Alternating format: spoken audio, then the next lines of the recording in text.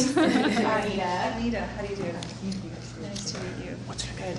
Heather. Heather, nice to meet you. Hi, I'm Fran. Fran. Nice to meet My you. sister. We Oh, like friends. Tina. Hi. Nice to meet you. Nice to meet you. you. Hi, Anita. Nice to Thank meet you you. all for being here. Thank you. I'll hand it to you. Okay.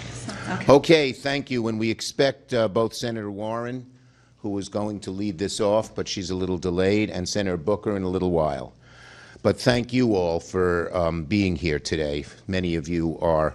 We thank the healthcare providers for joining us. It's so important because these folks know better than anybody else about what skyrocketing health care costs mean to millions of Americans. Let's put it succinctly. Because of these vicious, drastic cutbacks, millions will lose their health care altogether. Tens of millions will pay thousands and tens of thousands more for health care. And 51,000 people will die in the next year because they won't have health care. Donald Trump and his Republicans, who want to use this money, use the money from health care, which Americans have always prized and treasured, to pay for tax cuts for billionaires. That's why they're so adamant.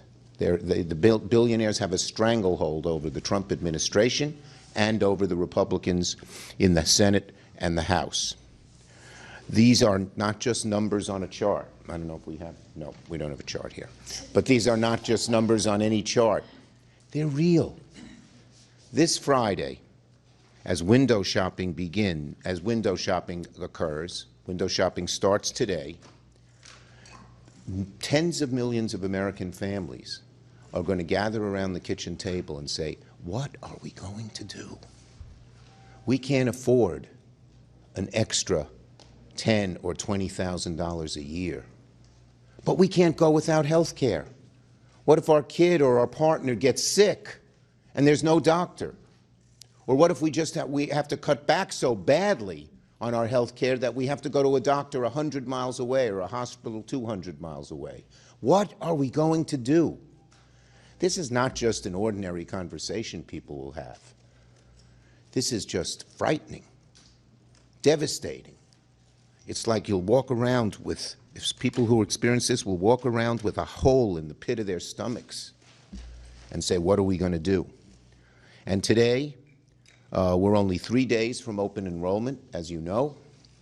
Window shopping starts today.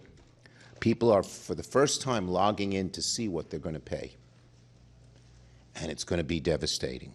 Let me just give you a few little examples. We have them for every, Monica, we have numbers for everybody on the states? We've got 31 states today. Okay, we'll get you that information. In Florida, a 55-year-old couple making $80,000 a year could be looking at a nearly $4,000 a month health care bill, a $50,000 increase. You're making $80,000 a year. It doesn't mean you're poor. But how are you going to pay $50,000? It's half their salary. I've been hearing from New Yorkers from one end of my state to the other. We obviously have a big urban population with many poor people. We have a large rural population. We have the third largest rural population in America. But from one end of the state to the other, we're hearing how frightened people are, how angry people are, how devastated people are about what is happening. In upstate New York, the average family who used to pay $280 a month is now about to pay $1,700 a month. That's a 500% hike. Corey walked in, but I was going to steal his thunder, but he'll talk about it. Healthcare costs in Jersey are up 175%. And this is true in red states and blue states. In fact, it's even worse in red states because they've been so negligent and so cheap about providing Medicaid to people. And let me just say this. America was regarded as almost a third world country when it came to health care in the 1960s because we didn't have Medicare or Medicaid or ACA. And through a lot of hard work and a lot of public pressure, we achieved Medicare and Medicaid, and then we had ACA. But from the very beginning, the Republican Party has tried to tear all of this down. Most recently, in 2017, when I worked with John McCain, and he did his thumbs down in their desire to repeal ACA failed by a vote. But they're still at it. And that's what they did in their big, ugly betrayal bill. So the costs are outrageous. Americans are going to be finding this out starting today and over again on Saturday. And Republicans are trying the same failed play that they tried before. Get rid of health care for American people. You're on your own. If you can't afford health care, it's your fault. That's the Republican attitude. It's just horrible. And the American people hate it. 55% of Trump voters want the ACA tax credits extended. 55% of Trump voters and about 90% of all Americans. So what's Trump doing? He's busy building his ballroom, dancing in Malaysia, sending $40 billion to Argentina, $300 million for his ballroom, $170 million in luxury jets for Kristi Noem. They have money for that and not for health care? It's a disgrace. And the American people know it. We're here. We're not like the House Republicans who went away on a long vacation. House Republicans are being paid and not working, and federal workers are working and not being paid. It's a disgrace. But we're here. We're ready. Hakeem Jeffries and I are willing to sit down and negotiate a way out of this crisis with the Republican leadership. And the Republicans just keep saying later. To quote Martin Luther King Jr. in his letter in the Birmingham jail, when the Republicans say later, they mean never. And that's why we are pushing now to get this done. Republicans, Speaker Johnson, Trump, you got to get serious. They're not serious, but we're going to keep holding their feet to the fire because the American people are who we care about. The American people are who we're doing this for. That couple that I mentioned sitting at a table on a Friday night who have a hole in the pit of their stomach because they think they're going to lose all their health care. That's who we're fighting for. And we're not going to rest until we succeed. Senator Booker. Thank you so much, Chuck. So here we are on day 29 of a government shutdown. 10 months in office, Donald Trump in this short period of time his family wealth has increased by the billions. And we're seeing Americans face unprecedented challenges economically. It just underlines the fact that Donald Trump's administration in these 10 months is really marked by chaos, corruption, and cruelty. The cruelty we're seeing in painful ways.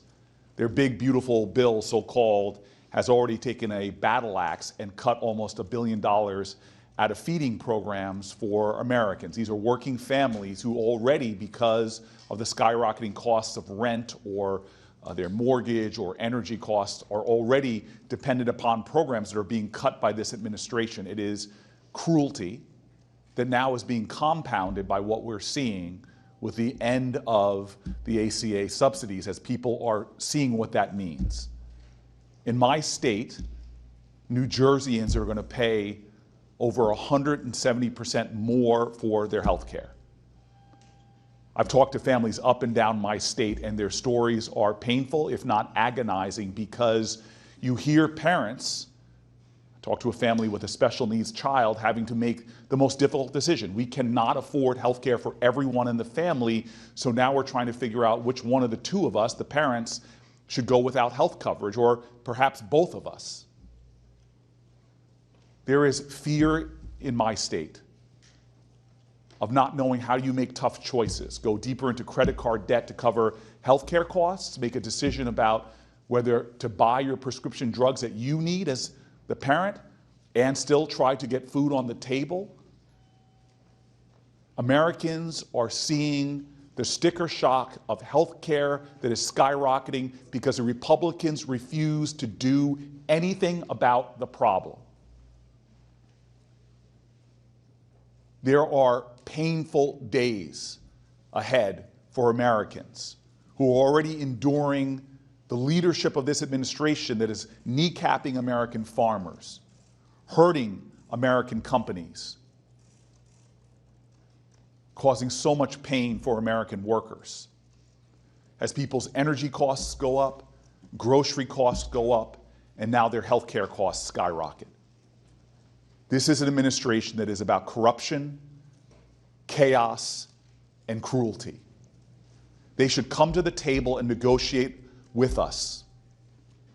Donald Trump promised to bring people's prices down. He's done the exact opposite. He should come to the table and negotiate with us to help people through this healthcare nightmare that right now will only get worse because the big beautiful bill is also gutting close to $1 trillion out of Medicaid. This will be the worst healthcare disaster our nation has ever seen, with more people poised to lose health insurance than at any other time. This is a uniquely American problem.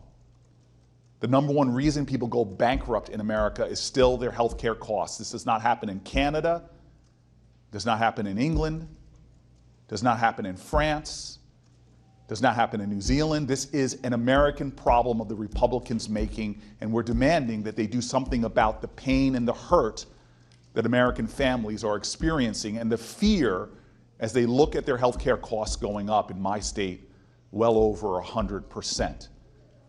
These are working Americans who expect more from their leadership, and I, for one, will continue to stand with the people of my state who are demanding help at a time that so many are hurting.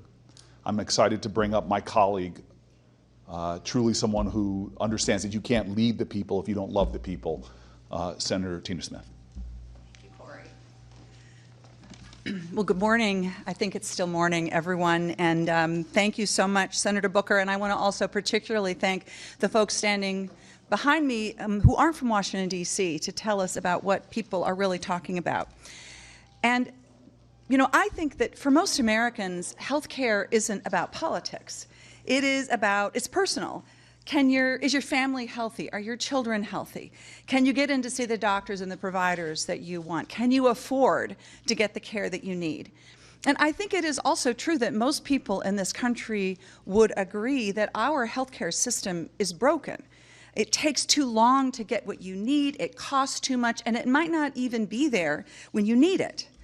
And so this summer, when Donald Trump and Republicans passed their so-called one big beautiful bill, what did they do? They made this worse, not better. They kicked millions of people off of their health insurance, and they made everything more expensive just when Americans are struggling to figure out how to afford their lives. And in fact, what they did do is they found trillions of dollars to give huge tax breaks to big corporations and billionaires. But what didn't they do? They couldn't find the money to extend the ACA tax credit so that people can afford their health insurance. Plenty of money to give huge tax breaks for billionaires, but not enough money to help regular people afford their health insurance. And now here we are. We're just a few days away from November 1st, where millions of Americans are going to see their health insurance premiums double or triple. And I can tell you, in Minnesota, this is what people are seeing and feeling. This is what it looks like for people in my home state. I have talked to providers in Minnesota who know they have patients, who need health care for chronic conditions, who are faced with either dropping their health insurance or somehow figuring out how to literally skip going to the grocery store so they can afford their premiums. I've talked to a young woman who works for a nonprofit child care provider, and she is going to drop her health insurance because she can't afford it. She doesn't have health insurance through her work. And what does this mean? It means she's going to postpone starting her own family. We are nearly 30 days into this shutdown, and Republicans and Donald Trump are keeping the federal government shut down rather than working with Democrats to try to figure out how to solve this problem. And I can tell you, Minnesotans are not happy about this. Farmers and ranchers, small businesses who rely on the health insurance exchange to buy their insurance, they are struggling to make a profit right now, and Donald Trump and Republicans are making it worse by raising the cost of their health insurance to levels that they cannot afford. And I can tell you it is particularly rubbing salt in their wounds to see that at the same time Trump is sending $20 billion to Argentina to bail out Argentina and to bail out the wealthy Wall Street fund managers who are going to benefit from this bailout, but he refuses to help people afford their health insurance. So let me just be clear. Republicans are refusing to negotiate with us. They just keep doing the same damn thing over and over again and demand that we vote for their so-called clean CR, but there is nothing clean about a CR that raises healthcare costs for people so exorbitantly. It's bad for America, it's bad for Minnesota, and I'm not going to help them do it. The best time to fix this was weeks ago, but the next best time is right now. And we can do better than say to America that you have two choices. One choice is skyrocketing health insurance premiums, or the other choice is decimating the nutrition programs that help people put groceries on the table. That is not a real choice. That is not the choice that I will accept. We can do better than that. Now, behind me, we have some incredible folks who can tell you what they're seeing and hearing out in the country. And I'm excited to introduce to you Dr. Fran Patel. Hi there. My name's Dr. Francesca Haydanek, and I'm an OBGYN working in Western New York. I spend my days and many of my nights taking care of high-risk patients who rely heavily on government assistance to receive care to survive their pregnancies. I'm often told in real life and online, where I educate about obstetrics and gynecology, that I, as a doctor, should not be political. But healthcare is political, and our current government shutdown reflects just how vital a functioning healthcare system is to our country. If healthcare insurance subsidies aren't renewed, families could see their insurance double or even triple next year. And for many of my patients, many who are mothers who already struggle to make ends meet, that means making the choice. Do they pay for health insurance, or do they pay for food and rent? And when my patients have to make that decision, which they already do daily, I see the fallout every single day. My non-pregnant patients are unable to see their primary care physicians prior to their pregnancies, which means they enter pregnancy as a high-risk pregnancy because they couldn't get their diabetes and hypertension controlled prior to becoming pregnant. I see women skipping prenatal visits because they can no longer afford the gas to come to my clinic, and I see mothers delaying care until their third trimester because they've lost their health insurance. I see patients rationing their insulin, skipping blood pressure checks, or showing up in labor with no records, no labs, no care, and no idea how dangerous that their situation could be. Because in my world, those delays are deadly. When a woman can't afford care, preeclampsia goes undiagnosed. I, as an OBGYN, have seen what an eclamptic seizure and subsequent stroke can do to the brain. Gestational diabetes goes unmanaged, and I, as an OBGYN, have to be that person who manages a shoulder dystocia for a 10.5-pound baby whose mother wasn't able to afford her insulin. And a baby who could have been saved isn't there when I put the Doppler on her abdomen. I've had to be the doctor who had to deliver a baby who should have been born alive, but was born still. These are the continued and worsening realities of my future if my patients can't afford health care. I practice in both a high-volume urban hospital serving a high Medicaid population and in a small rural hospital. I see how the lack of care in both of these areas affect outcomes for my patients, and it's only going to worsen if healthcare premiums continue to skyrocket and rural hospitals shut down. We're not just fighting for better outcomes for our patients, we're fighting to keep our doors open. When premiums rise and patients lose insurance, our labor units fill with patients who are sicker and who don't have insurance, and that financial strain is unbearable. Once a maternity ward closes, it almost never reopens. So yes, this shutdown is political, and so is healthcare, but the consequences of the lack of healthcare are deeply personal. Every mother deserves to walk into a delivery room without fear of losing everything, her home, her health insurance coverage, or her life, just because she dared to have a baby in America. We need to extend the subsidies that make care affordable. We need to protect maternal health programs to keep our patients alive, because when we fail our mothers, we fail our families. I became an OBGYN to deliver healthy babies. I never imagined I'd have to stand here pleading for my patients' ability to afford the care that keeps them alive. Thank you. Next is going to be Dr. Anita Patel. Tough act to follow. Good morning. My name is Anita Patel. I am an associate professor of pediatrics, a double board certified pediatrician and pediatric critical care attending, researcher, and most importantly, a mother of two. I have dedicated my life to improving the health of our nation's children through clinical care and pediatric research. I am here today because we are witnessing a healthcare crisis unfold in slow motion, and we have the power to stop it. The numbers defining this crisis are terrifying. $1 trillion in healthcare cuts, 22 million people facing crushing premium hikes, and millions at risk of losing their health insurance, but numbers do not tell the full story. I want to tell you how this crisis will affect the lives and families, specifically the lives and families of the children I treat. Over the past 15 years in pediatrics and pediatric critical care medicine, I have seen firsthand what happens when children lose access to health care. I have intubated teenagers in diabetic comas because they had to ration their insulin that their families could not afford. I have battled uncontrolled seizures in the ICU, which can cause permanent brain damage because parents had to choose between their child's seizure medications and paying their rent. I have held the hand of a mother whose daughter's treatable asthma became a life-threatening crisis that killed her because they couldn't afford albuterol. These stories are both tragic and tragically common. When healthcare costs become unbearable, life-saving EpiPens do not get refilled. A child's sinus infection turns into meningitis, and a ruptured appendicitis leads to septic shock from delayed care. In medicine, we take an oath. First, do no harm. Right now, inaction is causing harm, and the children I have dedicated my life to protecting will bear the consequences. Every day I go to work, I see the absolute best of what our healthcare system can do. I see brilliant doctors and nurses performing miracles. I see children who survive against impossible odds. But I also see the worst consequences of policy choices that force families to choose between medical care for their children and other necessities.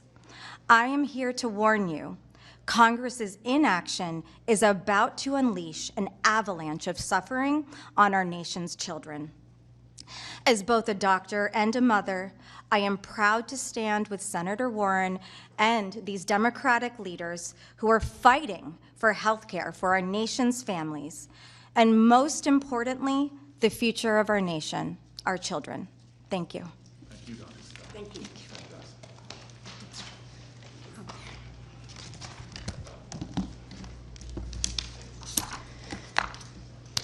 Hi, I'm Heather Irabunda. I am a OBGYN, and I come to you as a person who provides reproductive health care in a working class community in the Bronx to ask, why are we trying to worsen our healthcare crisis? Unfortunately for my patients, they already face so many challenges to survive. There is a food pantry I pass on my way to work, which I have watched the lines get longer and longer for over the past few years, but over the past few weeks, it's been worse. I already have to try to work on creative ways for my pregnant patients to get insulin, visit a nutritionist, get glucometers, and other medical supplies when they are newly diagnosed with gestational diabetes because there are gaps in coverage by existing health insurance available, and they were unable to get their prior diabetes or pre-diabetic conditions managed before pregnancy. I already have to provide some of my pregnant patients their first meals of the day in my hospital at 3 p.m. when these folks get brought in by ambulance because they passed out on their way to work. On behalf of my patients who rely on Medicaid to receive their care, I ask that we make sure to keep access to affordable health care for them. These are the folks who keep my city, New York City, alive and well.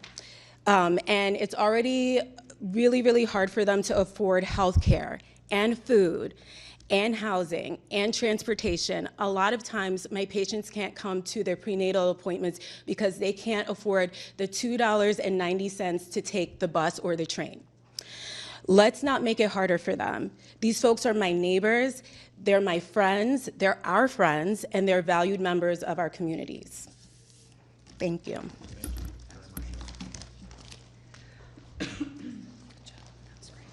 Hello, everybody. My name is Nikki Sapiro-Vincure. I'm an OBGYN physician assistant, reproductive health content creator, mom of 3, and founder of an organization that helps to improve health literacy within our ever-changing healthcare environment. And these days I wear a lot of hats. All of us are forced to wear so many hats. And when I was preparing these remarks, I thought to myself, what hat do I wear in this moment? Do I want to speak as a clinician, someone who spends their day-to-day talking to other people and listening to the harsh realities of what it looks like? Do I want to speak as a mom after 3 unpaid maternity leaves and struggling to afford childcare with a master's degree?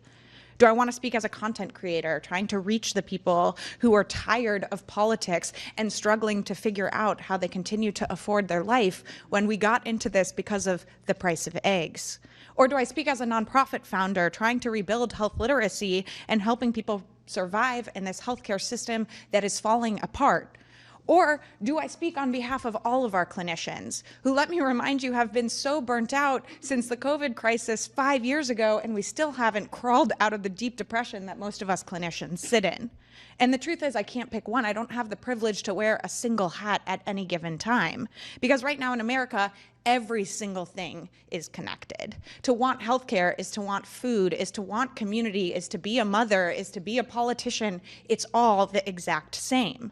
And the truth is, the people who are wearing the most hats are the ones who are holding our country together. Meanwhile, Republicans who wear a single hat can't even come to the table to do their one job. Healthcare is not a bargaining chip. It's not a luxury. It's the foundation of all of our lives. And it's time for every lawmaker to start acting like it. Caring about people shouldn't be radical. It should be part of their job.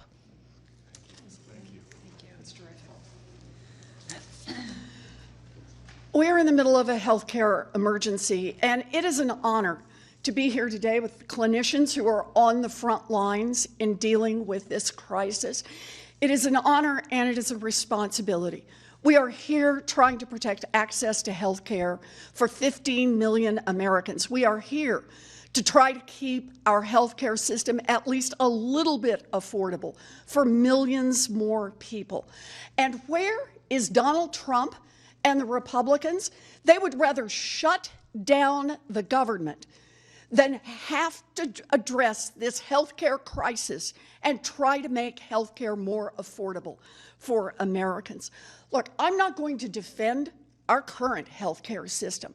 I'm not going to defend a system that makes it so challenging for so many people to get the healthcare that they need. But this is what I know for damn sure.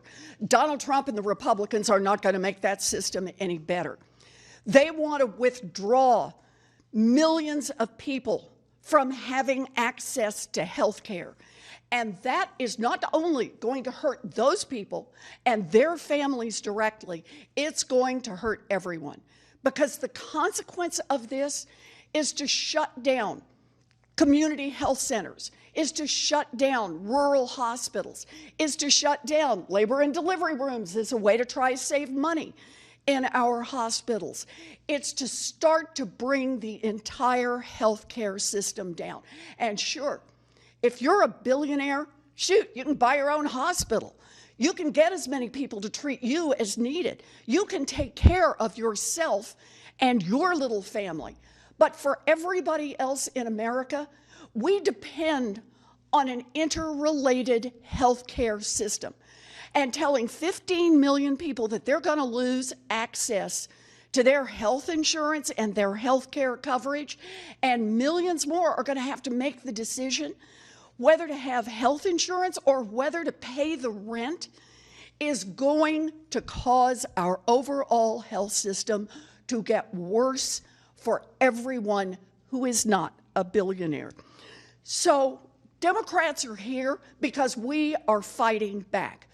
We show up at the hard fights and we fight for the American people. That's what this shutdown has been about. That's what today is all about. Because Democrats believe that health care should not be reserved just for rich people. Democrats believe that nobody should go bankrupt over a bad medical diagnosis. And Democrats believe that it is our solemn obligation to save access to health care for all people in this country. So I just want to say one more time thank you to all of you for the work you do every single day. And thank you for coming here today to tell more people about it and get more people into this fight. And thank you to my colleagues who stay strong in this fight. Democrats are showing up, and we are here to fight for the American people who just want access to get the care they need. Amen. I'm done. Thank you. Thank you all for being here. Are we going to answer any questions? We doing any questions? Okay. Okay. Okay. All right. Thank